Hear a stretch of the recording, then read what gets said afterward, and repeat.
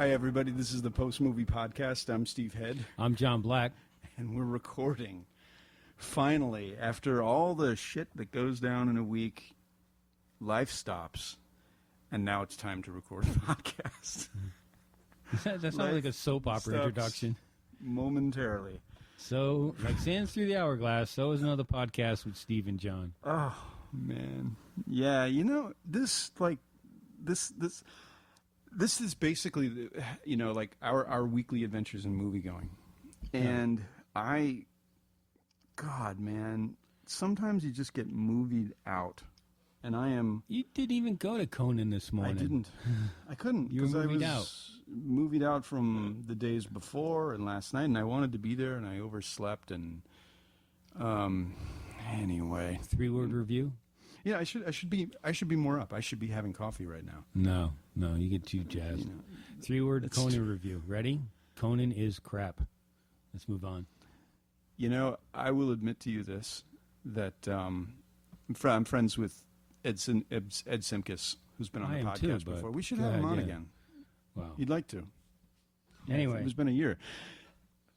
What were you going to say about Ed? Ed didn't have kind things to say about... Conan. Oh, it was awful. So it just kind of... But Ed made it seem like there would be lots of nudity and violence, and it was neither. There's a lot of action, but there wasn't a lot of, violence. It was more like just mayhem. There was one good scene where he battles 3D dirt monsters. But otherwise, every time they opened their mouth, it was just cringeworthy. Man, it's like another 80s flop. I mean, is this along the lines of, Scorpion King type thing? No, it doesn't have any of that. It doesn't even have the production values of Scorpion King or The Mummy or anything. It's just... and the thing is, it's the 3D is awful, and then you're sitting there, and it's like, Conan's in the desert, but you can't really tell because you're wearing sunglasses in the theater. The guy who plays Conan was bad, the whole story. You kind of laugh. Where does Friday Night Lights come in? Is this the Friday Night Lights guy? I don't know. I'm not sure. I don't think I've ever seen him before. Big hulking guy. But you know who's in it, and I didn't realize this, is Rose McGowan. Oh, man. Is the evil witch, and she was at least fun to watch. In my mind, I'm conjuring exclamation points. Yeah. She was good. She was the only person who seemed to be thinking that, all right, I'm in a crap movie, let's have some fun with it. So, yeah, it's really not worth going any more detail. This is really bad. And, it's playing in Theater 14, one theater. It's a big 3D release. It's playing in one theater, and there were 4 people there this morning. Burying it. Yeah. Wow. Yeah, they're running away from this. They can see the stink lines. You'd think otherwise, No Schwarzenegger cameo? Nope. And it makes you, it's a bad movie. It makes you think fondly of those old Schwarzenegger movies. Even the, Lou Ferrigno, his Hercules movies were better than this. They say that Who are they? This article said that, I read online a couple days ago, that's where I do my research, that Schwarzenegger, his career was, this was his thing. This was the thing that made him Conan? Was Conan. Really, it wasn't. I mean, having grown up in the time, I can tell you, it's all Terminator. Well, you didn't see Terminator made him cool. Hercules in New York? That made him cool. Oh, Pumping Iron made him look like such a dick. Or his brief appearance in The Long Goodbye, the Altman film, where he played the bodyguard. Oh, God. And Elliot Schwarzenegger, Altman. Yeah. It's like De Niro and Scorsese. This hard-boiled, investigative thing going on, and then all of a sudden Arnold Schwarzenegger appears behind the desk. Did he say anything? I don't recall. Yeah. It was probably dubbed it strange. So we've knocked Conan off the shelf. What else have we got? The reason I missed Conan was because of Top Gun, which I was only too happy to watch. I guess I don't think I'd seen it since the late '80s, but I watched. I don't think I had either, and I watched it last night. Really? Oh my God! What a piece of shit! Come on. Yeah. Oh, you liked it? Was it nostalgia, or did you actually like it? It's amusing for what it is. Oh, I was bored, and they. I mean, at the some time, of the most annoying. I mean, this is state of the art filmmaking. Really? Was it? The art. It's obviously the art was that bad. The state of the art was that phony, bad. I thought the way it was photographed. it's just boring. the guys all. slathered in baby oil and playing volleyball and crew cut, And top of their game Kelly awesomeness. McGinnis looks like she's 30 years older than anyone in the on the set. She's the MILF. gigantor, man. She's Amazon. I had no fun watching it at all. So, You know what? I actually watched the entire making of. aren't there like 6 volumes of it? It's Danger Zone, the making of Top Gun, 6-part documentary. The only thing I have left from that movie are 2 really annoying songs stuck in my head this morning when I woke up. Take My Breath Away. Wah, wah, wah, wah, wah, wah. That 80s synthesizer stuff. I apologize to everyone for that Oh my God. sound that I just made into the microphone. And who did the title song? Was it Kenny Rogers? Harold Fulton. No, Kenny Loggins. Kenny right? Loggins. Highway into the Danger Zone, or whatever that is. Did you listen to the lyrics? It's so stupid. It's just, I know, it's completely pathetic. But I learned quite a bit from the making of it, and one of the main things is that in telling the story, they never let the truth get in the way of a good movie. So That's lots of Tony liberties Scott's were MO. taken, and so this is what I learned from the documentary that I thought was kind of insightful. That it's actually not about, Top Gun stuff. It's a sports movie. It's a sports movie. Pretty much, yeah. And one of the things that the technical advisor had a problem was that they put a locker room scene in the film. And what this did is they needed for the film, for the drama, to have a scene where everyone's half naked. it's half naked. They literally did intend to do that. I mean, obviously, they're paying Tom Cruise $1 million. They want to show him with his shirt off. So they have the scene in the locker room, and then they have the volleyball scene. But the locker room was basically so everyone has their the glistening insignias off, their medal, their whatever, their ranks, their badges and patches, whatever.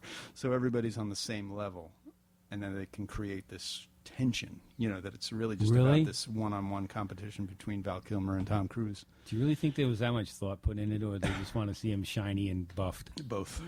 And what So about that's poor what the locker Anthony room Edwards, Goose, not allowed to take his shirt off in the whole movie?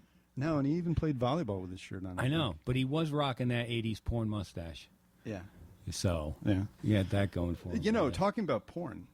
That's, Yeah, and I always am, as everyone who listens to me knows. Yeah. Tony Scott admits that he literally did not have a vision for the volleyball scene, and he knew basically what he said in the documentary. That he basically knew that he was making softcore porn. Yeah. By photographing the guys the way they did. And Val Kilmer was very upset in the sense that all the other guys got close-ups of their glistening muscles and whatnot. And there were scenes they had filmed Val Kilmer in close-up, when everybody was looking great and at their most the peak of their physical abilities, in their life. And he said that they couldn't use the close-ups of Val Kilmer in the volleyball scene because they were all overexposed. Right. And he suspects showed too much? Yeah. He suspected that Tom Cruise, I was kidding around, that he did something to the film. And speaking of porn, there's a new adult film out called Top Guns. Well, that was the original title of this film. Well, they've taken it back. And it's actually got girls in it, naked girls, instead of just half naked boys. And this is a great movie for a great advertisement for dental health too. Everyone has big choppers, big white choppers in this movie. It's hilarious when you're in Blu-ray. You can see anything. I mean, they're just big teeth, big pecs, big hair, big disappointment. Well, it's out on Blu-ray. Yeah, and Sarah and I watched it last night, and it was a kick. And I think, it's a really well photographed film. I mean, there's a certain age movie. guy who has fond memories of seeing Top Gun 25 years ago. The guy who plays their commander on the aircraft carrier. If you heard that is Thunder. And all of a sudden, it just got really dark around here. It's Tony Scott coming after us.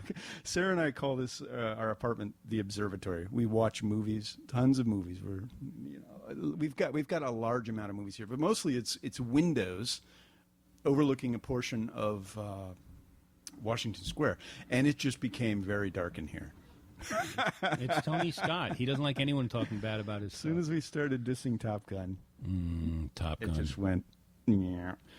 It's a fun, We're on a highway to the movie. danger zone right now. The guy- Wong, wong, wong, wong. Oh my God, the Take menu, my breath away. the Wong, wong, menus wong. on the Top Gun Blu-ray just drive that into your head. Oh, You know? just as soon as There's a lot of that, you know extra that stuff on that there. scene where he finally decides he's going to stop playing volleyball with the boys and go see a girl, and that song kicks in. That whole shot of Tom Cruise riding a motorcycle is like a music video for that song. They had another issue with the guy who was the technical advisor because he said that none of these guys were allowed to have relationships with anybody that's working in Top Gun. Well, that would So they make couldn't do it. sense. So they had to go back and figure out a way that how is it that Kelly McGillis would actually have a relationship with Tom Cruise? And there was this one company, Rand Corporation, that evaluates the pilots. Right. And so Jerry Bruckheimer was like, "Are any of them female?" He said, "Yeah." Okay, good. That's enough. That's enough. We'll go with that. Yeah. Well, you know, before I actually sat down to watch it, I was trying to remember because I don't think I've seen it since it was in theaters, and I was like, Top Gun, Me too. it's a war movie, right? It's a school movie with sports, or it's a sports movie and they're in flight school. There's no war. Cold War. Cold War, Cold yeah. War antics. Tag, you're in. Especially yeah, it's cold. the flip at the beginning of the movie. He's flying upside down so he can give him the finger. Oh my God. They'd Yeah. be It's they'd be preening. scraping. It's as far as preening movies go. They would be scraping Goose and Maverick up off the tarmac. They were doing these crazy hijinks because he's just a rebel. You're right. Everybody's got a nickname. He's yeah. Man, the guy who played their commander, he was the guy from Back to the Future. He's And in he was everything. so stock, but he's so good. The bald guy, I can't remember his name. He was in, He's just really, really good at being the angry supervisor. Yeah, he was in Total Recall. Yeah. He's been in a ton of movies. And Tom Skerritt was the older Tom Top Gun Skerritt. guy. I guess they couldn't get him to come back and do DVD stuff, but they got most everybody. Yeah. Val Kilmer, Tom Cruise. Again, if you want to explore that guys. part of your youth, there is a lot of material there. Lots of extra stuff. I watched the real. You know what? Let's move on. But Yeah. there's a ton of stuff on there. Let's just move ton of past stuff. the danger zone into our comfort zone movies we've seen and liked. You know, I'm not even. This week on this week's episode, we are going to talk about Attack the Block. Yes. I never even got to that. Attack the Block. And? Crap. I think we're done with Conan. Oh, yeah. Yeah, there's Absolutely. nothing more to say. And- It's worse than Top Gun. I got that. And we're also going to talk about Fright Friday the Night. 13th. Fright, what? I'm Friday- so thinking. You You're know what I whispering said? Friday I the just said 13th. Friday the 13th. Fright Night, you mean? No. I'm putting together this article for Diabolique Magazine, another publication that I write for on Friday the 13th, and Paramount's coming out with this like ultimate disc set. So Yeah. it's like 16 hours of all the Friday the 13th movies. And Are you gonna I was watch them all? I don't know what I can do as far as Kill being her, prepared. Mommy, kill her. But I did. Kill But her, I did make a mistake there. I meant to say Fright Night, Yes. which we saw last night, and actually kicked ass. So It did. It did. Did you like Attack the Block, too? I did. So we've got two movies we like. This could save this episode, everyone. I did. There's I two don't know what it movies is, we man, like. with sound design in movies these days, but it just makes it so involving. I mean, wow, man, Attack the Block is, it's not a great film. It's a fun film. It's entertaining. I've seen it twice. And you've seen Friday the 13th. There we go again. Fright Night. Fright Night twice. Yeah, and I've seen Attack the Block twice, actually. Man. Because, I don't get enough of this stuff. I have to go see. I went to Fright Night because my friend Jesse wanted to see it. He's a huge fan of the original, and I didn't care because I was entertained. And it was funny because I was talking about how great the 3D was the first time I saw it at the Commons, who we usually give a lot of shit to about their 3D screenings. And last night was dark. Oh, they fucked it up at It was a last night. dark screening. They did. Which stunk. You Yeah. know, I mean, I literally was watching some of the movie without the 3D just so I could actually see color on the screen. Yeah. It just was that freaking dark. But, man, fun movie. Yeah. What's the Colin story? Farrell, man, is really... Jerry the Vampire. He's just that good. Yeah. I guess there's a part of me that's thinking, say what you want about Colin Farrell, but he's good in these parts. And I kept thinking back to Daredevil, where he was just this amusing, Bullseye. part in a bad movie, good part of a bad movie. And, You know, he knows the nuanceable aspects of acting completely. The guy's got it down. And so he has fun with this character. Yeah. And he lets the movie have fun with him. Mm-hmm. I mean, he's deformed in ways that are just unsettling. It's not like Tom Cruise putting on contacts for Interview with a Vampire. This was really twisted. It says Colin Farrell's got a sense of humor. So it's based on, when did the original come out? 85? Oh, Christ. I don't have my notes in front of me. All right, let's say 85. You can correct us at postmovie. Post-movie.net, yeah. I've noticed a lot of people just make their corrections in the notes. Like if they can't think of an actor or a movie or something like that, they just put it in the notes. We can do that. I don't put anything in the notes. So it's based on like movie. A write-up. But, it's an update of the original, and it's basically this kid lives in Vegas. Or south of Vegas. Let's be specific here. Suburb of Vegas. You want the address? Well, it's actually very important where he lives because they're living in this newly built community, because it's it's a transient community. Right. Everybody that lives there is new. I guess they're all and they're disappearing. Yeah, they are disappearing. And so his buddy Ed, played by Christopher Mintz-Plasse. You know, and it's funny. Both screenings I went to, as soon as he comes on screen, people giggle because he will always be McLovin. He is McLovin. He is the quintessential geek nerd high school kid that, man, he knows that part. So he thinks that they're not his fellow classmates aren't just absent; they're disappearing. Right, but he's the geek that he's the wannabe. He's kind of like Anthony Michael Hall was in 16 Candles. They want to be cool. Right. They are. They know all this, but they're just, their body's not working with them. Yeah. They're born geeks. So he tries to convince what's Anton Yelchin. I'm probably pronouncing his name wrong again. I didn't write my notes down on this one. All right. Well, he's trying to convince him that vampires exist. Yeah, so they basically. The better part is with Toni Collette, his mom. Well, not only vampires exist, but his next door neighbor Jerry is a vampire. Right, Jerry the vampire. So they go into something's going on with my computer. So they it's the weather. The wind is this is getting very freaky vampire-y around here. It is dark, blowing rain. Okay. So he tries to convince him his name is a vampire. They go to one of the friend's house who's been missing. It's empty. Kid Anton Yelchin tells him, you're full of crap, and just then Jerry shows up and proves he's a vampire in a very cool and graphic way. Yeah, they don't lead you along for a while like they do in the first film. They don't. There is the question to, like, we ourselves in the audience, we're wondering, is Jerry really a vampire? The way Chris Sarandon played it is that for the longest while, you kind of didn't know. It was sort of a Rear Window sort of situation where he sees this apparent murder or something take place, right? From his bedroom, and it kind of plays out that way. But here they're quick to establish the fact, quite authoritatively, that and graphically, Colin Farrell is a vampire. And it's but even then, it's they also make fun of the Twilight series. He's not all golden and moody. He's real. Mm-hmm. He's the shark in Jaws as opposed to the pretty boys in Twilight. Mm-hmm. And it's basically Anton Yelchin trying to prove to the world that this guy is a vampire and find a way to kill him. And that's what's entertaining about this, is because we know that that's his objective. He's got to prove to the people around him, his girlfriend, his mom, that these weird things that he's doing are a result of the fact that he knows that this is a vampire across the street. How am I going to convince you? And the way that Toni Collette becomes convinced that Colin Farrell is a vampire is awesome. Mm-hmm. As much as I'm not going to spoil a scene, man, but that fucking that car chase was terrific. Yeah. What transpired after basically, how could they more authoritatively prove to Toni Collette that Farrell's a vampire, that he's, than the way he set it up in the movie? I mean, it was just like, it was explosive. Literally. The more maids, yeah. And it was also even the way that it gets proven to Anton Yelchin's character when he rescues a girl from the house and brings her out into the sunlight. Yeah, that was shockingly good. What was that?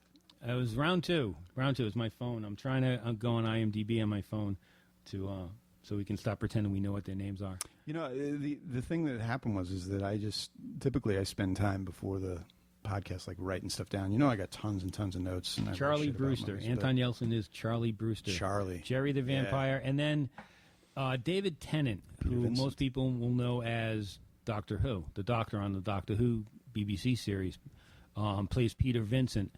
And in the original, Peter Vincent was the host of like one of those late night Elvira kind of horror movie shows. And in this, he's the star of a Vegas vampire review. And Charlie goes to him for help, you know, because that's where he really knows everything. Well, yeah, Vincent. But he also, you know, gives Charlie the short end of the stick at first, saying, you know, you're crazy, you're just a nutty fan. Go away. Well, I think he actually believed, because Peter Vincent believed that his parents were killed by vampires. Yeah, by Jerry, actually. Yeah, I mean, he truly, you know, I don't think that it was a 100% sort of. I didn't think vampires existed. It's all a joke kind of thing that Roddy McDowall was doing in the first film. Right. Here, Peter Vincent actually kind of believed, but, you know, you really had to, like, prove it to him. Right. And they do. Yeah. But, you know, when we talk about, you know, the car accident, the car chase scene, the rescue of the stripper girl who Jerry had kidnapped, the 3D in those scenes. I mean, we always complain about 3Ds, and it was dark last night, but the 3D really works well. Yeah. I mean, the guy who directed it. I'm laughing because you said, Steve, you're going to talk about this in the podcast, and I'm like, hell yeah, man. My seat was broken, and I was just sliding out of my seat for an hour and a half. You were scared. You were trying to hide. It was just like this weird angle. Oh, and I made peace with my seat. Did you make peace with the man who was sitting in front of you and was fucking asshole yelling things out? What was that? I think he was just so wrapped up in it. I don't think he was trying to you know, be obnoxious or be funny or anything. I think he was just so wrapped up in it. He was just talking out loud. He really was talking at the screen, and I was very tempted to say something. You could tell, but I just concluded I did not want to have a relationship with this guy after the movie. It was kind of based on the, like, you son of a, you know what I mean? Because this is the kind of guy that would have followed you out after the movie if you'd told him to be quiet. So, yeah, or, you know, some other kind of relationship. I don't want to delve into your after movie private life. Yeah. So anyway, the 3D was good. The action was good. I really like Colin Farrell a lot. Yeah. And man, what's her name? Good for him for doing this. You know, the same guy that. Then what was that friggin' movie that he made that I last saw? You know, the one where he thought he pulled the mermaid out of the water, and that was Ondine. Ondine, yeah. You didn't like that? Oh, I did. Oh, okay. I did. This is Ondine, the same guy, Colin Farrell. Well, that's the thing. You know, Farrell was obviously this is the Ondine guy. He was a huge hit. Yeah. You know, he had a lot of big blockbusters, and you know, he started quickly. Yeah, you know, and you know, he was in Miami Vice. He was in a lot of Minority Report budget stuff, and then he kind of went off the rails a bit, I think, with Alexander. Oh, because he likes sex, and he gets into trouble. No way. And he likes to swear up a storm. Huh? We should have him on the podcast. Black death. But I think he's reformed his career by doing smaller, you know, less high profile movies like Ondine, like The Way Home, The Long Way Home, and I think he's coming back with Total Recall and this. This is a good one. I think there's potential for Total Recall too. This is actually a buffed up Colin Farrell too. Yeah, ladies are gonna like it. No shirt scenes, and it's not that Top Gun greasy oiled let's go play volleyball topless man thing either. Just so we know, he just toys with everybody in the movie. They're just toys to him. And apparently he's not just a vampire, but the most virulent type of cockroach vampire. Yeah, you know, the hardest ones to get rid of. He's burrow. Making a family. Too. Yeah. I recommend. It's good. It's good, not in the sense that you will get scared, like really, you know, but it's fun. Won't be like that guy in front of you who's screaming at everything. Everything. Oh God. All right, so that's about it for that one, right? Yeah, Attack the Block. We didn't really go off on Attack the Block, but you know, it's a fine film produced by Edgar Wright with Nick Frost in there in a very minor role, but amusing nonetheless. And it's the kids that make this movie. And I don't have the list of the guys in front of me, but I'll get it. The lead actor and the lead actress is. Do you recognize her? Smoking. No. There was a movie a while ago. Well, it was like Peter O'Toole's last movie. We played a dirty old man. Jodie Whittaker's her name. Okay. Yeah. She's And terrific in this. yeah, she's obviously British actress. Attack the Block. Did you have trouble with the language of John Boyega, who plays Moses, the lead guy? I kind of wondered about, the audience picking up on all the British slang. Yeah, it's thick slang, but it's thick street hip hop language. Yeah. So it's a little tough to get into it. Well, I think that's a universe unto itself, so it makes it yeah. entertaining. Yeah, it is. I liked the alien creatures. They were fascinating in that they were like so black that everything just kind of disappeared against them. Yeah, they had no really they had no neat. eyesight. They lived by smell. Yeah, and they had pretty interesting. blacklight teeth. Yeah, Blacklight which guys. is cool. Glowing in the dark. The movie I was thinking about before is called Venus, with Peter O'Toole. He's a pervy old actor, and Jodie Whittaker is the young thing he has a fancy for. Did you say pretty old or pervy old? Pervy. Is he? He's a pervy old man. It's a good movie. It's disturbing, but it's good. So anyway, Attack the Block. It's these. It's a bunch of these kids. They go out. They're like in their neighborhood. They mug Jodie Whittaker, and just as they're doing both there, riding the line, light side, dark side. Yeah, and well, just as they mug her, there's a crash. Something crashes into a car, and because it's like Guy Fawkes Night or some holiday, Right, and these things falling out of the sky are being ignored because apparently there's fireworks going off. So they kind of. But then they reach in the car and find an alien that runs away. They track him down and kill it.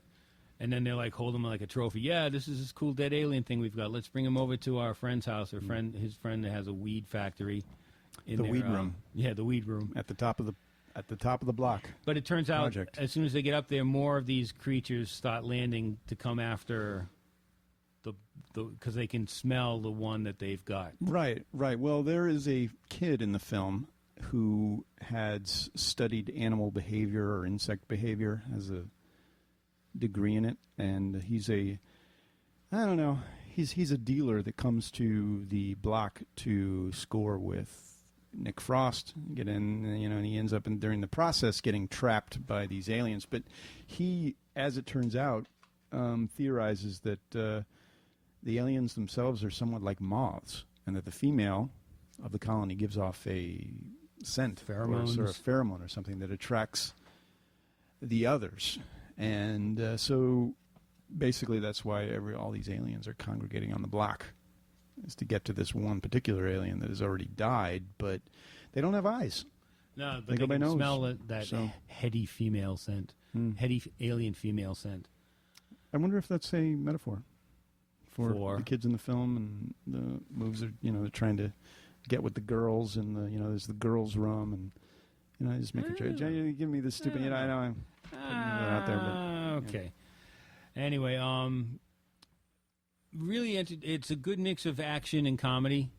Yeah, it was fun. It was fun. Even the second time, it was fun. Did you hear that's that? Not me. That's thunder. That is real thunder. Nice. Fucking head, man. You should have a website, whateverthefuck.com. I think that all the time. I come with some crazy shit, and then I check it out on Really? GoDaddy. Yeah, I was like, You wonder where the day goes, right, Steve? All right. Picks of the week, or should I just call this recommendations? Recommendations of things that Well, we never really come people out and say, send, provide. here's a Well, pick. buy. Don't get it. It's Well, yeah, that's true. unless it's Top Gun. John, I want to get back to Mars Needs Moms. Okay. Because I think I third mentioned, week. This is the third week we've talked about this, so it must be good. Okay, point number one, it's a good-looking film. Point number two, it's not a great film. Right. Point number three, which you mentioned in the last episode, was that you said that this could be watched in a... You can watch the movie in what they call Life on Mars, full motion capture enhanced experience with audio commentary. So you can watch the movie, which is basically animation based on the motion capture performances of the actors Seth Green and Dan Fogler. And you can listen to it with their commentary and director Simon Wells' commentary. And I had never seen that before. Oh, you never have? I've seen motion capture. Right. But My not point the is, whole... I've never seen an entire movie played out in animatics and motion capture performance on the screen. Yeah, that pretty was cool. That was fascinating. Yeah. That I will grant this to Mars Knees Moms and Disney. That was a first. Maybe they've done it on another DVD. I think they had it on what was the one that Tom Snow something Polar Express? Polar Express, yeah. They did that? They had that on one God, of the that extras. must I have don't know been if it's like, the whole movie or just scenes from it. This is the whole friggin' movie. The whole thing. Although I noticed that of all the actors that appear in the motion capture version of the film that you can watch, yes, no Joan Cusack. Apparently, and they didn't discuss this, but my guess is she did not approve to have her performance filmed that way. Filmed that way, or maybe she just wasn't there with them. But the other actors are. Yeah, I don't know. Call her. It was really neat. Let's get her. And so, okay, I'm watching this, and like 10 minutes in, Garrett Warren appears. And I'm throwing his name out there. Most people probably don't know who I'm talking about. I don't think anybody knows who I'm talking about, Garrett Warren. But people who work on movies in Hollywood know Garrett Warren. He is a stunt coordinator, and he is a character like bar none, let me tell you. How I got to become familiar with Garrett Warren is I was working on the movie I'd mentioned in another episode or two ago. Here Comes the Boom. It's a Kevin James movie.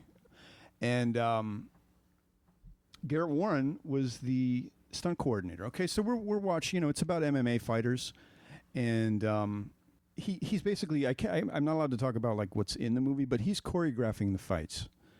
And this character, this guy has a like this incredible, like magnetic personality. He just gets people psyched, and he just gets everything really, jazzed up and fun, and he just the coolest fighting stuff. So anyway, I was very surprised to see that Garrett Warren was the stunt coordinator guy, the guy that was working with the actors, throwing them all around and on screen. And I feel like the story isn't going anywhere, but anyway, he was throwing them around screen on Mars Needs Mom. But what I wanted to tell you is that Garrett is a guy who unbelievably survived a gunshot wound to the face. He I don't know how many years ago it was, but he was in his 2000. apartment. He was Yeah, in 2000. was it 2000? He was in his apartment, and a guy broke in, and he was shot 4 times in the body, one of them right in the eye, and he survived. And so Sarah and I were watching him do all the stunt coordination stuff on Here Comes the Boom, and it was just amazing to see him work. And he has this patch over his eye, and you can't help but wonder why. He's got the patch. This is before we looked him up and found out. Well, yeah, but I found out on set, and then you just mentioned it by looking him up on IMDb and The trivia. Yeah, just amazing. And like, he is the guy that you want to have work on your movie when you're doing stunts. He is the guy.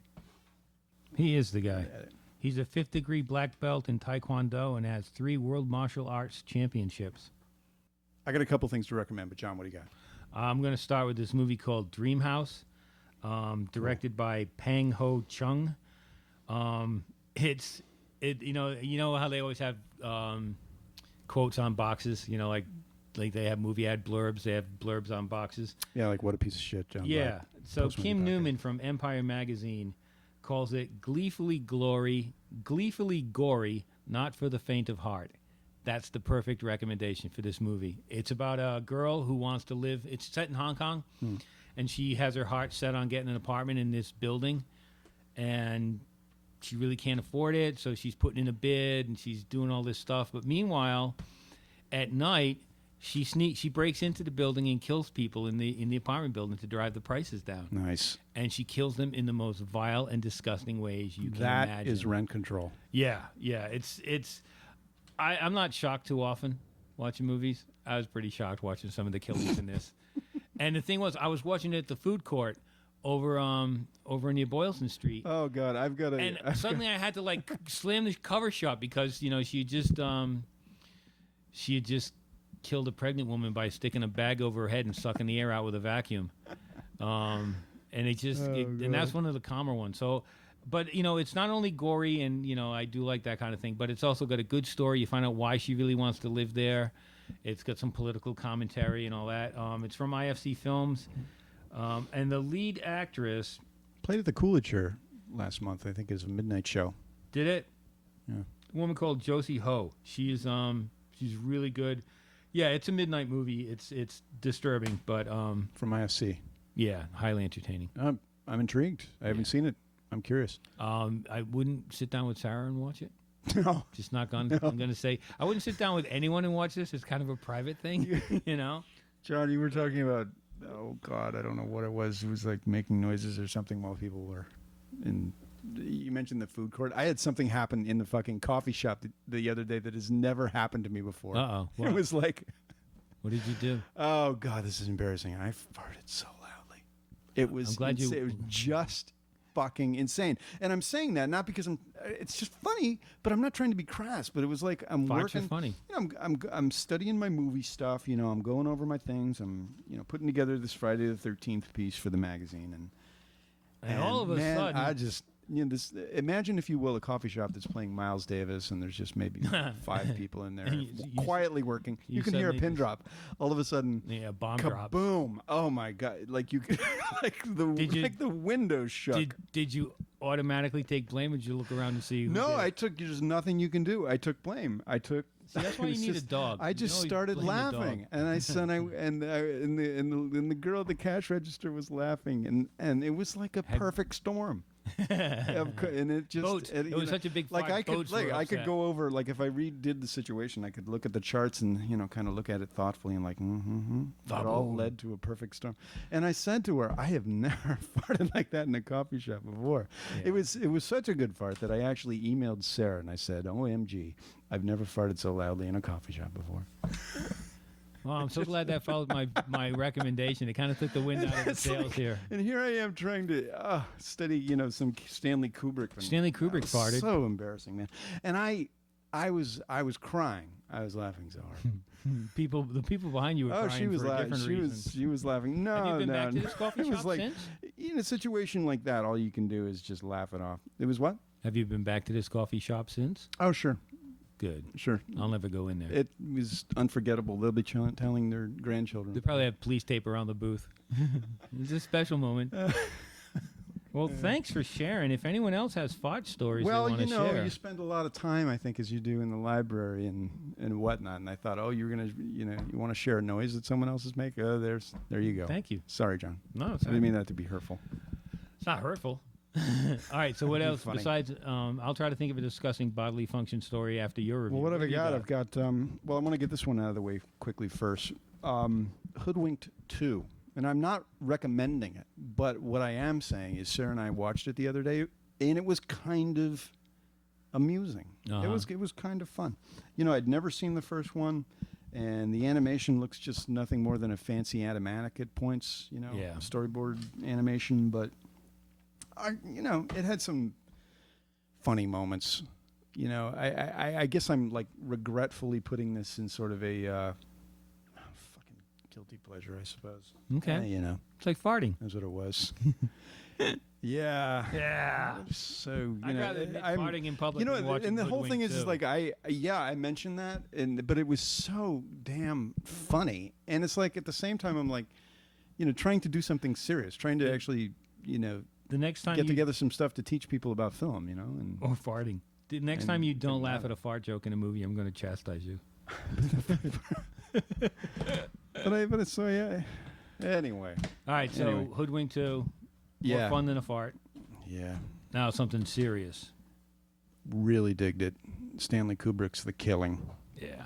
It was something else from 1956. Boy, talk about noir. Talk about characters. Cinema talk as about art, man. too. I mean, It great was story, really great characters. good. But did you see that? The first time I saw it was in the theater. Did you? And there's a Wow. 1956. No, it was at the Coolidge. Well, or I've something. never seen it before until I today. think it was at the. Earlier today. Did you watch the second film on there? No, The Killer's Kiss. I Yeah. watched the introduction from a film critic, Gregory. I'm looking in the back here. Jeffrey O'Brien talks about it. I mean, I just didn't have enough time. But Well, I'm going to. it's a Criterion set, so Yeah. it's so well done. They have a complete other movie that Kubrick did right before The Killing.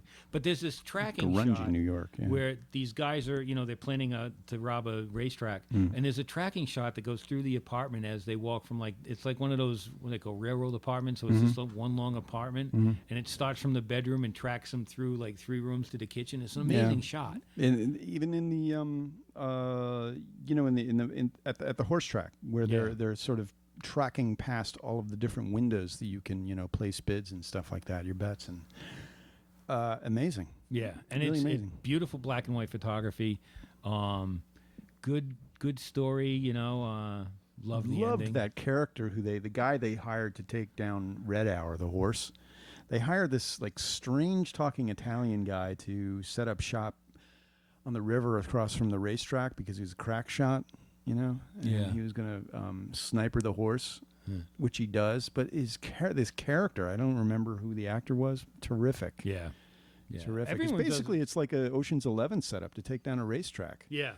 And and The Killing, I thought it was really about, there's going to be some killing. It's about the take. Yeah. You yeah. know? And it's got one of those classic endings. you Loved know. it. And then the Highly other recommend it. Killer's Kiss is the story of a boxer who gets involved with a dance hall dame, and it's not as good. It's not as intricately plotted or anything, but it's still got some great camera. Well, it's work probably, and- a filmmaker getting his footing, yeah, I imagine. yeah, good stuff. But he made The Killing at 28, and it's an impressive piece. He was of filming. 28. Yeah. My God. Yeah, so That if you're was, gonna get the Criterion set and sit down and study it, man. There's great extras, and that second movie on the other disc, good stuff. Man, I watched Solaris on Wednesday. You poor There is a fucker. point. There is a point to, there's a reason why the guy Tarkovsky, Yeah. spent so much time, making. He even says, I think the actress is interviewed in the movie, and Solaris, boring shit. Yeah. Intended to be that way, a perfectly placed yawn. Yeah. But he says that his belief is that the camera reveals things. The camera set upon a subject reveals things, and it takes a certain amount of time. And if you edit away from that, you're ruining that. You learn by letting the camera linger. Mm-hmm. And boy, if you don't get that, it is a Well, the boring- problem, I think the problem is, yes, I agree with that. Sometimes my favorite movies are where there's no dialogue. There's just It'll put you to sleep. But if whatever you find at the end of that long period of time, it doesn't amount to crap, then you're stuck. Well, with a it dull- makes for a fascinating I study, fascinating conversation. In a way, it's like Cassavetes. Yeah. The way I think that watching his films are kind of a pain, but talking about it much more entertaining. Yeah. The opposite with Hitchcock. Did Watching you- his films entertaining, talking about them, Did you like was the remake of Solaris with George Clooney No. that what Soderbergh did, right? No, I don't even understand why they made it. I think it was a vanity project on his part. Most of Soderbergh's work is. Well, I was thinking Clooney, but I Yeah, guess the same both thing, of them was yeah. like mega vanity. But I'm thinking has Criterion done anything that we don't recommend?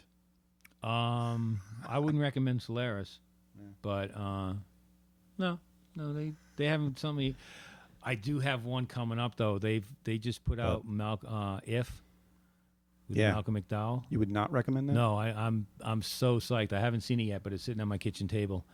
It's one of the ones I was begging them for. Lindsay Anderson, yeah. right? It's a From great- 69? Great 16? movie, yeah. Very young. It was pre-Alex and Clockwork Orange. Uh-huh. Malcolm McDowell. Oh, right. So this is where he's in the Boarding boys' school. Yeah, And yeah. It's a good is movie. I can't. We'll be talking about perpetrating that. mischief Yes. at that school. One John, more? you got any? Yeah. Yeah. Tell me about this film you've got here. It looks very interesting. I'm on a Asian film kick. This is called Clash with Johnny Tree Gwen and Veronica NGO. I'm not sure how you pronounce her last name. It's a heist movie. She's the bad guy has kidnapped her daughter. Veronica, no. No, is that NGO? No, yeah. So the N silent. Oh, the G silent. No. Anyway, this mobster's kidnapped her daughter and is forcing her to hire a team to steal a laptop from some French bad guys. She looks like she is kicking ass. Like, seriously. She is not only. It's. I was telling you before. This is the best female fighter I've ever seen on a movie. But if you're telling me that she's better than the chick from Chocolate, yeah, and the chick from Raging Phoenix, who's actually much better in Chocolate, I forget her name. That chick. I mean, that's crazy. No, she's good. Yeah, she's crazy good, and it's not all. She does a lot of martial arts stuff, the high flying kicks and stuff. But a lot of her fighting is just standing toe to toe with guys and beating the crap out of them. And it's filmed great by the director, who's of course his name's not on the box. Jija Yanin, Chocolate. You're just making that shit up. Oh no, the director of this is Lee Than Son. It's a Vietnamese movie. So I apologize ahead for my pronunciations. Great action stuff. A lot of fun. Highly recommend it. So yeah, it's a dazzling Vietnamese martial arts movie. I want to see it. Yeah, I do. Okay, John, have we got anything else? No. There's so much stuff. I wanted to actually talk about. I'm not going to do this. But I wanted to talk about stuff that was coming up to Brattle because I'm thinking like there's so many great freaking movies that Ned's been showing over there that we haven't been given attention to, and I think they got Sleeping Beauty this week, didn't they? From the guy who made Bluebeard. Thought it was a girl. Well, the girl, I guess. The person. And Bluebeard was one of your favorites. Love that movie. So naturally, you're going to run out and see. Blood flows in the basement. Yeah. Yeeks. But yeah, so lots of people talking about Sleeping Beauty. It's playing over at the Brattle right now. And, Ned's supposed to send us a couple of screeners of some stuff he's got coming. So if he comes through, hey man, that would be great. But so if we get those, we can talk about those. But maybe we can start with the September calendar because there's only a couple of weeks left in the August thing. Yeah, definitely want. We can also, because in September there'll be the punk rock. Right, and coming up to the Harvard Archive, they've got the Harvard Film Archive has Punk on Film. Yeah, with Times Square, the Helen Mayer film, Pinellas, Decline of Western Civilization. Yeah, I'm very much looking forward to that. Okay, that's in the first week of September, so I think we're done. Check it. So we were almost done too. That's a shame. We were almost done, and I was flowing. It was just going to go. Cock. You can check out all of our episodes online. We're at post-movie.net, and you can friend us on Facebook, like us on Facebook, leave us a message on Facebook. We post on Facebook. We actually use Facebook. And subscribe to the Post Movie Podcast on iTunes and leave a review if you can. We actually have 2 nice reviews up there, which are, cool. But, you don't always have to leave a nice review. Nice review would be great. It would be fantastic, so... But we're not. Let's be honest. We're shocked too. So. And if you have any questions, send us an email. We'll get back to you. We're at contact@post-movie.net. So until next time, I'm Steve Head. I'm John Black. So long, everyone. Cock. I keep saying cock. Sorry, sir.